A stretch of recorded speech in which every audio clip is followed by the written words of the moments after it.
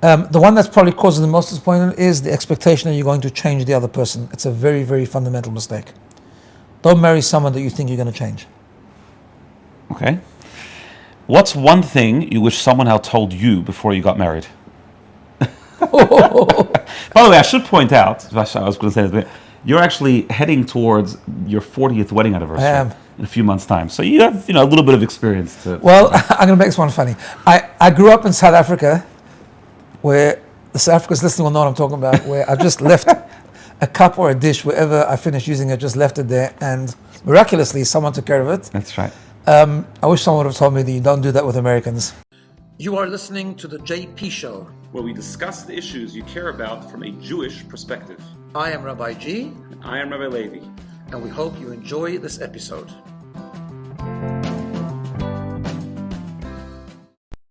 Welcome everyone to another JP Show. We are back this week. It's been after Tisha B'Av, and we're ready to go. Wherever you are, subscribe, leave a review, and enjoy. So, Rabbi Levi, you survived Tisha B'Av? Yeah, it's a short fast here, I got to tell you. In this hemisphere, it's not too bad. I unfortunately had to travel to Melbourne, so it was a bit tired. Unfortunately, not because of Melbourne, just to clarify, not because Melbourne's bad, but because you went... No, I didn't mean that. Because you went for a funeral. I went for a funeral, correct. That's right. And you filled in whatever I do here. Thank you very much. It was very nice of you. Last minute. But it was for a very close friend and person I was involved in BINA for many years. So, that's what happens. And now we're all busy. We have working towards a retreat this coming week. You're revved up? Absolutely. We have a Kayemet retreat for young adults, like 23 young adults. We're taking them away for a weekend and a Shabbos. I'm excited. I'm a little nervous because it's a lot to do, but it's going to be amazing. Absolutely. So you've started a new custom lately that you don't tell me what we're talking about. So I legitimately do not know. So I'll give an introduction, then we'll go right into it. So tonight, and when this is probably published, maybe it'll be tomorrow. But anyway, tonight is the 15th of Av. Tuesday night, in other words. Tuesday night is 15th of Av, which is a very happy day in the Jewish calendar. It's sort of when we shift away from the mourning of the 3 weeks and the destruction of the temples of Tisha B'Av, and it's sort of transformed into the second half of the month to be more joyous, heading into the Elul and high holidays and all that exciting stuff. Many different reasons given why the 15th of Av is such a big festival and such a great day. One of the reasons has to do with, actually more than one, at least two of the reasons that I could think of have to do with marriage. In ancient times, the girls used to go out into the unmarried girls used to go out into the fields and dance, and grooms used to come and pick a bride. Well, there weren't grooms yet, but yeah. Yeah, prospective grooms would come pick a bride. It's a bit of an ancient speed dating. Basically, yeah. Now, just to clarify, some people think that Tu B'Av is like some sort of Jewish Valentine's Day. There is no such thing as Jewish Valentine's Day.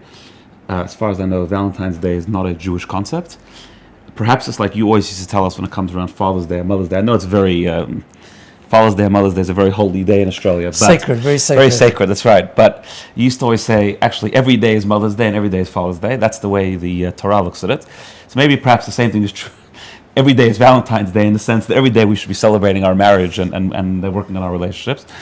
But yeah, I'm happy you clarified that. In other words, when you said that there's no such thing as a Jewish Valentine's Day, it doesn't mean there's no such thing as love. Well, we're going to get there in a second. In Judaism. However, the 15th of Av is definitely connected to the concept of marriage. Yeah.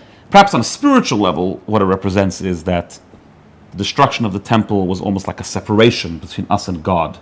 We're like married to God, so to speak. And this is the day when we sort of reunify with God. Right. So I thought we would talk about marriage, but okay. What I did was, we spoke about AI a few weeks ago. So I decided, you know what, I'll put into ChatGPT, give me like 20 rapid fire questions about marriage. And I thought we would just ask the questions, and we can just talk very briefly about each one. This is going to be exciting. And thanks for the warning. By the way, some of them are very interesting questions. Okay, so we'll start. Let's get into it. So, what do you think is the biggest misconception people have about marriage? This is rapid fire, by the way, so we can't spend 10 minutes on each question. We have to just the biggest misconception. Yeah. That the beginning of a relationship is love, and you fall in intense love in the beginning, and that's going to make a good marriage. What do you mean? Explain? Because it doesn't work like that. Actually, the foundation of marriage is really respect, and love has to grow. Yes, compatibility, chemistry is all important, but actually love is something you keep working on it, and hopefully it gets better and better with time. Okay.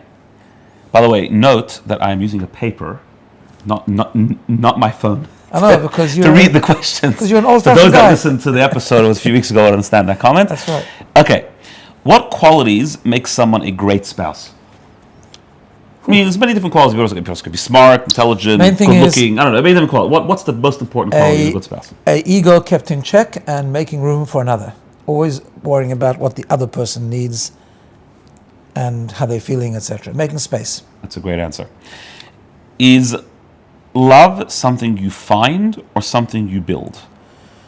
So chemistry is what you find, love is what you build. Explain that. Because love can be a very problematic emotion. It can be actually quite selfish, because I love. But selfless love is something you have to work on. It's the most beautiful love. But you have to work on it, and it grows with time. I will note that rapid fire questions are very difficult, because each of these topics is like a lecture in its own right, Correct. but that's fine. Correct. We're just giving food for thought. I'm going beyond my comfort Can a zone. marriage survive without romance? Can it survive without friendship? And friendship and romance are two different things, but we'll group them together for here. Like in other words, if you think about what people like to think about old-fashioned marriages, I don't actually think old-fashioned marriages were without romance. I think there was plenty of romance, but I guess when you were in more survival days, you just had to make sure you had food on the table. There wasn't much room for date nights and things like that. Nowadays, can a marriage survive just two people getting along, running a household without romance and friendship? No, it can't survive. I'm not sure I like the word romance. I'd rather say it has to be continuous expression of love and moments of romance. In other words, times where you really express love for one another with passion. Which is what intimacy is all about also, besides that. But it's not continuous romance. That's not what a marriage is. A marriage, you go through all kinds of different situations and ups and downs, but certainly you've got to fuel the love. Love is constant. The romantic moments is what fuels the constant love. Right, okay. What does it actually mean to love someone? I think maybe you can develop a little bit what you spoke about before about selfish love and selfless love. What does it mean to love someone? It means to love them, which means to have pleasure in making room for them, to expand yourself, to incorporate them, to do nice things for them, to show love to them.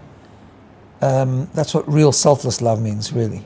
So in other words, obviously, and you feel, obviously it's a feeling that you feel, it's a good feeling. Yeah. But the ultimate good feeling is about working on selfless love. So it can't just be about you make me feel good. No.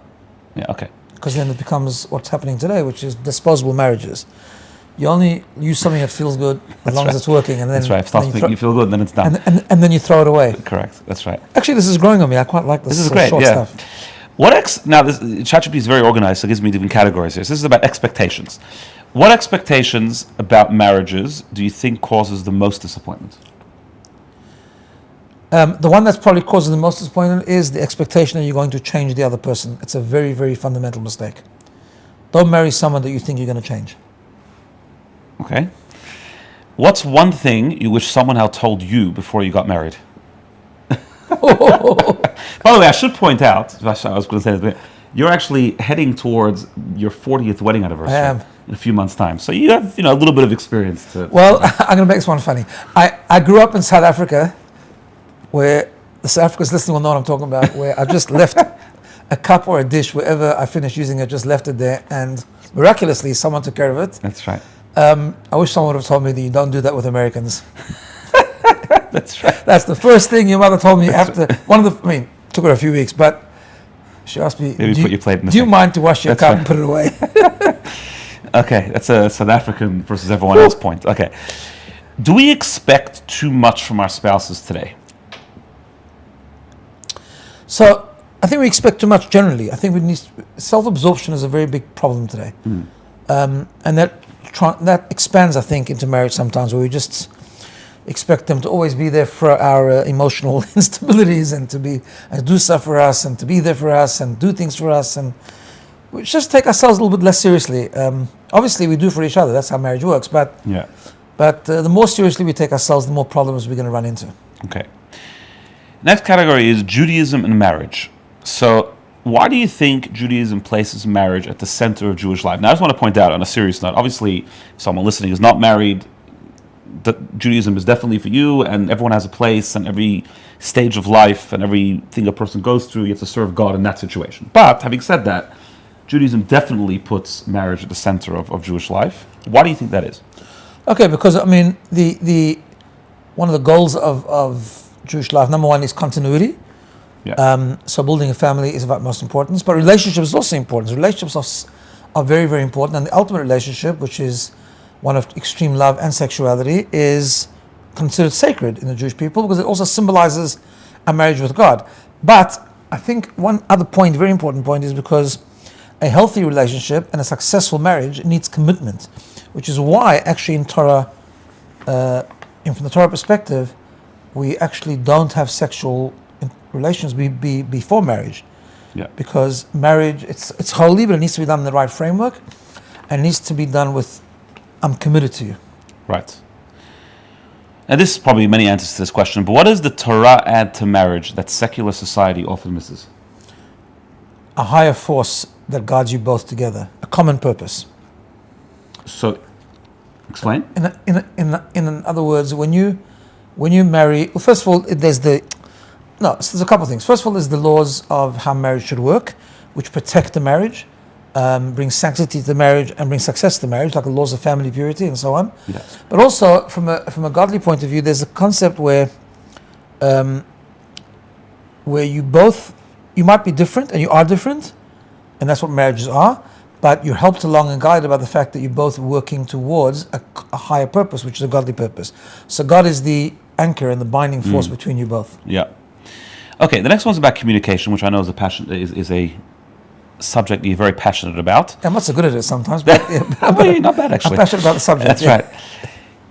This may be a difference between the genders, I must say, this next question, I will say. But I know that's not very politically correct, but I think... Fact. Is being understood more important than being agreed with? Generally speaking, yeah. In other words, I'll put it the other way around. You can respectfully disagree with someone as long as you understand them. Okay. It is probably more with women, but it's true with everyone. Right. Which is harder, and this is a general question in life, but I guess in marriage as well, apologizing or forgiving? I actually think apologizing is harder. That's my personal view, but I think you're right, because I'll tell you why, because forgiving is still you're in control, so I'm forgiving. And also you can feel somewhat good about yourself. Yeah, like, apologizing means you actually have to bite your ego and just do it. Yeah. Yeah. Okay, I'm not sure why this is under communication, but what small daily habits strengthen a marriage the most? Small daily habits. I've forgotten his name now, but there's a big marriage expert in America, and he has this thing about turning... Gottman, Gottman, that's right. He has this thing about turning toward. In other words, noticing. I think that's probably just noticing and doing small things. Yeah. So a small thing that someone needs, and you do it. It might even be just a cup of coffee. Yeah. Instant coffee, even. Yeah. But it's just about and it means you focus. Because you noticed that they needed that. Yeah. Yeah. Okay. Does marriage? This goes on a new category called growth. Does marriage reveal who we are or change who we are? I think reveal who you are. Ooh. It may demand to change who you are. Yeah, but I think automatically it reveals. So I think by default it reveals it. But so the real you will come out of marriage, even more with parenting. That's true. Yeah. But they both call for self-work, working on yourself.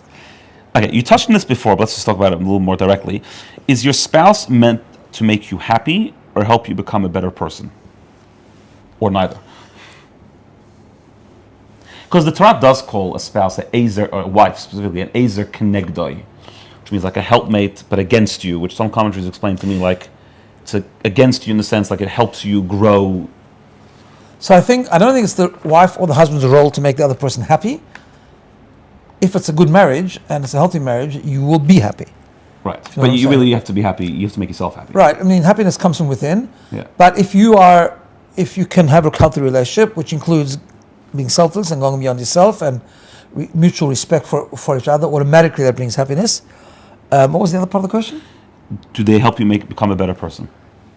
Yes. So a healthy marriage definitely helps you become a better person. But you shouldn't rely on your spouse No, to help no, make you a no. better person. You have to be working yourself to become a As better they say, person. marriage is not a hospital. That's right.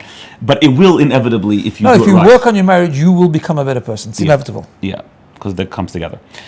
And I know you're very passionate about this as well. Does conflict make a marriage stronger? Yes. Healthy conflict, Yeah. respectful conflict. Marriage without any difference of opinion is extremely boring. The point of a marriage is that, or any relationship for that matter, is that we embrace and respect and learn from other perspectives. Not always agree with them, but we expand and makes us healthier. Okay, this might be a little bit too personal, but you can answer it hypothetically. If your spouse described what it feels like to be married to you, what would you hope they would say? Now, I'm not going to ask you what they would actually say. That's way too personal. What would you hope they would say if they would describe you about you?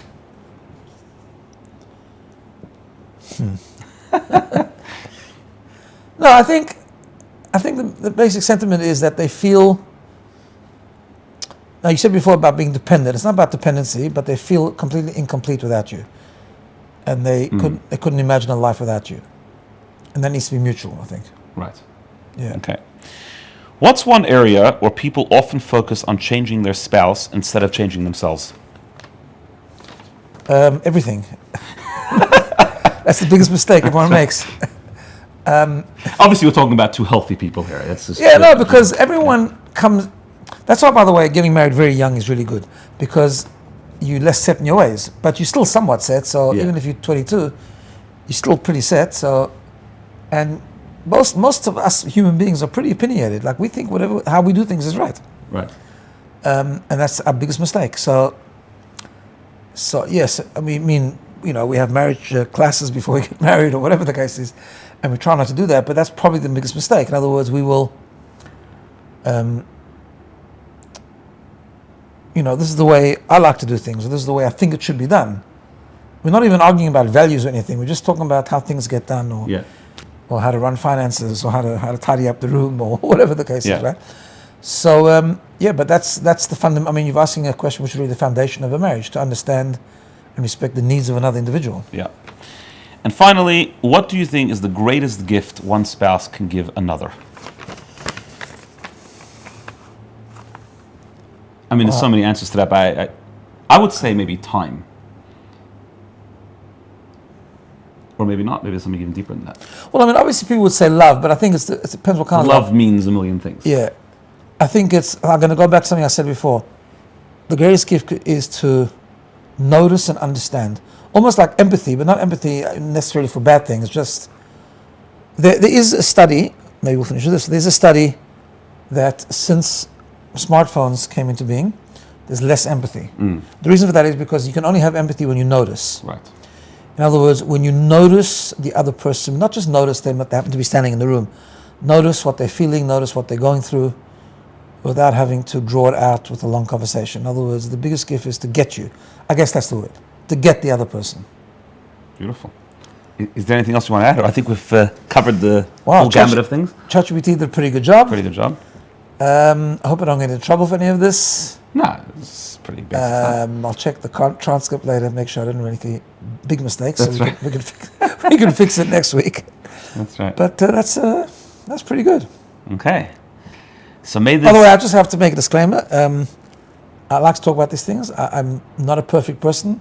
I probably don't completely fulfill all the things I just said. I think you're not bad, actually. I think Yeah, you definitely set us a good example. That's a nice compliment. But no, I say that also because I think we have to keep. Yes, I am nearing, thank God, Baruch Hashem, nearing almost our 40th anniversary. But I believe it's a lifelong journey, and you need to keep improving and keep getting better. That's right.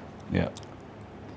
So we'll have to do this again when you hit your 60th anniversary. We'll have to hear Ezras Hashem. If any perspectives have changed. No problem. All right. Thank you everyone for listening, and may you have a joyous 15th of Av. May this day bring tremendous joy and transformation to us and to the entire world. See you next week. All the best.